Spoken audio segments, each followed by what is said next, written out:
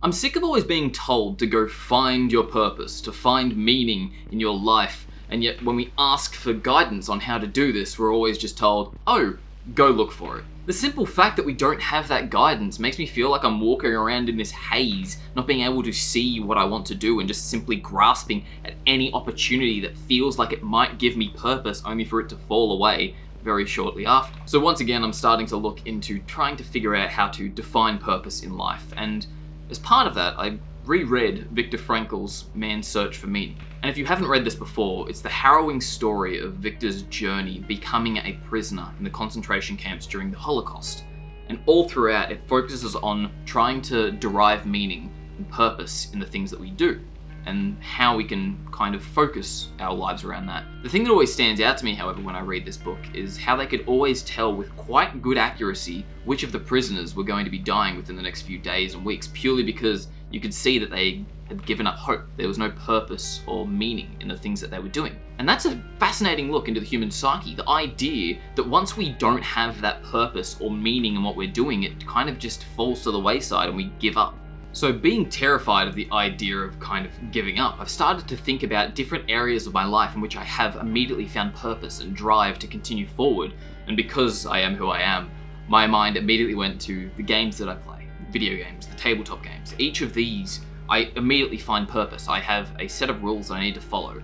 But in particular, I started to zone in on the idea of RPGs, role-playing games. How you are put into this situation as this character and immediately you know exactly what you're doing. You move forward with this drive to improve yourself, to get better, to reach that end goal. So I wanted to kind of delve more into the psychology of that and why that's a thing. And with Baldur's Gate 3 being released in a couple of days, I figured what better opportunity to once again load up the alpha and play around and try and figure out why there is immediately a sense of purpose in these games. So after loading up the game and spending far too much time at the character creation screen, I ended up getting a small cinematic and then launched into the game. To start off with, you're basically in this room filled with fire and destruction, and you lay there having to wake up going, oh god, what do I do now? There is an aura of confusion and not really knowing what you're meant to be doing. But then you start to look around and you get some clues, and then you get a pop-up, a quest. This quest telling you, oh, here is what you currently need to do. You need to escape. You need to figure out where you're going. And this was the big aha moment that kind of pushed me to make this video. The idea that quests are always this thing in the video games where you can find purpose because you know exactly what you need to do. You open up a menu and you get told, this is what you're currently working towards. So in acknowledging that quests were one of those things that definitely drives me in games, I was wondering if I could then turn that into an aspect for real life, and if there is a structure and set of steps that I can create to follow through and actually make this progress in my life. The first step in trying to convert these quests into real life progress is actually defining what makes a good quest, and that in itself is the problem that is driving this story forward. In every single game I remember, every quest has a driving problem that is pushing it forward. In the case of Baldur's Gate 3, you have a little tadpole in your head that's slowly turning you into a monster, and you kind of want to fix that before, you turn into a monster. Thankfully in real life, I don't have a tadpole in my brain, at least as far as I know, but I do have many other problems. I could have everything from I'm hungry right now to full-on existential dread, and everything in between. So what I did is just simply go and start writing out every single problem that I could think of, be it small, be it large, everything. And by writing out every single problem, not feeling guilty or ashamed about it, everything from the small things to the large things, and by writing out all of these problems, I started to see all these similarities. I started going, oh, these three problems here actually have an underlying structure that is this problem here. So, for example, the idea of wanting to be hungry but also not feeling like I have anything to do, it could all just be underneath the category of boredom. Maybe I am just simply bored, and that is the actual problem that I need to address. Maybe that is the quest that I need to solve. So going through, write down all your problems. Try and figure out which ones actually connect to each other and what the underlying problem that you're really trying to figure out is. So once we have our problem defined, we can start to move into the second step, which is figuring out what the next steps are. Now, this part is going to sound a little bit like, hey, just go find your passion. But there is an underlying structure that we can use in order to try and figure out what the next step is without having to go through a bunch of failures. Now, if you have a problem, there is a 100% chance that people have had this problem before. And if it's not the exact problem, you can find something that's just like it. In the case of, hey, I'm bored, chances are you're gonna find thousands upon thousands of people going, here are solutions on how to be bored. Go for a walk. Go try a new activity. Go somewhere you've never been before. Have a fun conversation with someone. All of these things can start to solve boredom.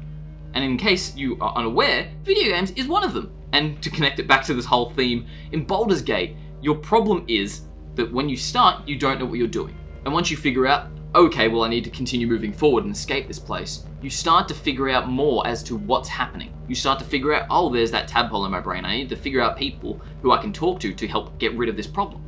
The idea here being that you don't know what you don't know. You need to start searching out people who have done this thing before you. You go through and you go, oh, let me experiment with this. Let me explore this area. And in those, you'll get insights to what the next step is for you solving your problem.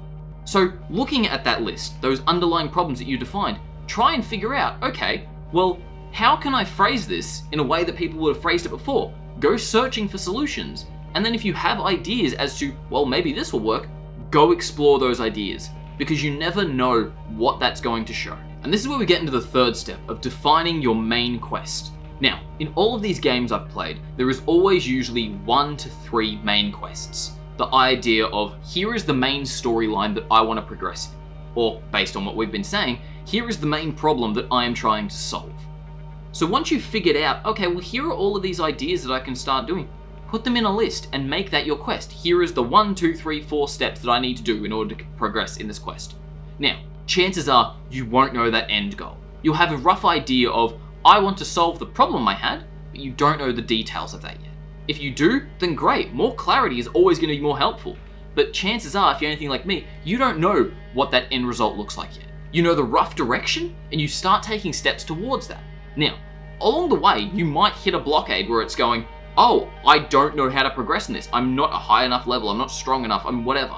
And this is where you actually start delving into side quests. The idea of, oh, well here are these other things that I don't believe are related to this thing right now, but they might help me progress down the road. This could be a new skill, a new opportunity, something new and fun to do.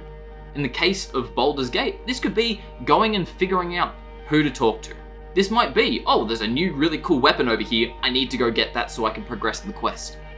We will always have these side quests, and if we ever get bored of the main quest and we just need to take a break from it, they're great, they're amazing. But one thing I will say is be careful with them, because it's very easy to get lost in the side quests and never finish the actual quest that you initially set out to do. These things are meant to give you clarity on that main quest. You have a main quest for a reason, because that is the main quest that you chose to follow. Now, this isn't to say that you're locked into that forever, and that's where we start moving into our final step of actually ending our journey. See, when we're doing quests, we have a rough idea of the direction, but we never really know exactly the end point until we're there. But once you've finished a quest, it may feel like, oh, I've achieved it, but what now? And that's very normal. In our lives, we go through so many stages of what we are, who we are, and what purposes we have. If you look back at yourself 5-10 years ago, I can guarantee you look and act so differently to who that person was. And guess what? In 5-10 years, it's going to be the same thing. It's going to be different. We don't need to have that one life purpose. If you do, beautiful. I applaud you because that's amazing. But for most of us, we don't have that. We have ideas of phases in our lives. We have levels. We have games that we need to play. And that main quest may only actually act as a main quest for a small amount of time. But the chances are you're going to be doing more quests. You're going to be playing more games. In the case of Baldur's Gate, there is a number 1 and 2 before this. There's number 3 that we're playing now, and there's probably going to be more in the future. But also, there's a ton of other games. So you don't always need to be locked down and thinking, oh, this is my be-all and end-all, this is my one quest to solve it all. No. You figure out the problem for this section of your life, this level of the game that you're playing. So figure it out and go, well, maybe when I reach this point, this solution to the first problem, then I can readapt and go, oh, well now I'm in this next stage of my life, and start the journey again. Figure out that new problem. Start defining what it's going to be, and go through the process of defining the quest until you can complete it. This is never meant to be a solution of, oh, this is all you need to do for the rest of your life. Because I know I am never going to be doing that. I'm going to struggle. But the moment I realize that I play thousands of games throughout my life, I'm going to have a bunch of quests that I can go through. it opened up this freedom of, oh, I only need to focus on my current quest. Because once that's finished, I can readapt, I can play around, I can figure out next. And hey, you may not finish your quest, but you can still move on to the next one because you define what's important to you. You don't ever need to be locked down. But having a structure to follow that is defined by you, that's amazing. That's what you want to do. You want to figure out those next steps. So if everything has worked out, you now have a structure that you can follow through and start figuring out your purpose in life, or at least in this section of your life. The idea of choosing the problem that you want to face, figuring out, oh, okay, well, what are the solutions that other people have done, and defining your journey, and then going into the third step of defining your main quest and side quests that you can use to progress yourself forward until finally you reach the fourth step of finishing your quest and moving on to the next one. Now, I personally have been using this system for a little while now, and it has been working out amazingly. I've turned myself into this video game character and have that drive and purpose that I find in games, but it's actually moving me towards the goals that I want, towards the quests that I want to complete. And hopefully this also works for you. Now, if you would like, I've created a worksheet that will help guide you through these steps that you can use to help figure out your quests and start making that purpose actually achievable in your life. I know for me it's been working wonders, and I can't wait to hear the different quests that you guys are going on. But for now, I'm going to be focusing on the rest of this week, hopefully, and by the end of it, I will lose the next week or so to Baldur's Gate 3. But please do share your quest with me. I would love to hear how this system has helped you. And again, if you want that worksheet, there's a link in the description down below where you can go and download it for free. And with that said, I look forward to seeing you in the next one.